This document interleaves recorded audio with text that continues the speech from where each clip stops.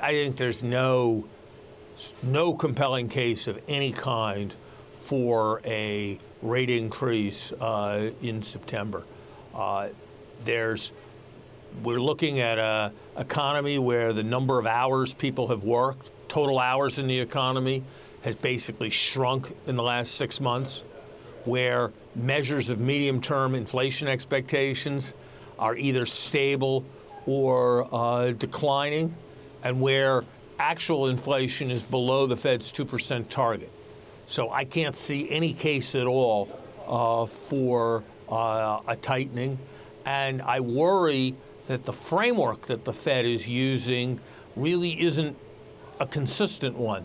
They speak of a 2% inflation target, not a 2% inflation ceiling, a 2% inflation target. And if you're going to have a 2% inflation target, that means sometimes you're going to be above it and sometimes you're going to be below it. Well, if you're in your eighth and ninth year of recovery and the unemployment rate's in the 4s, if that's not the time when you're going to be above 2%, I can't imagine when that time would ever be.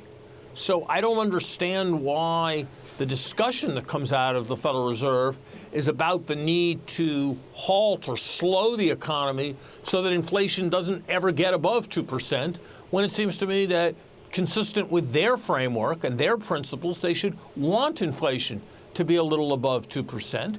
And I think, and this is a point Governor Brainerd made, that the stakes are very large, because in this world of secular stagnation, low neutral interest rate, if another recession comes, the Fed's going to have very little room to address it.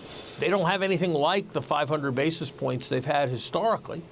And that means they've got to lean over backwards to make sure that another recession doesn't come.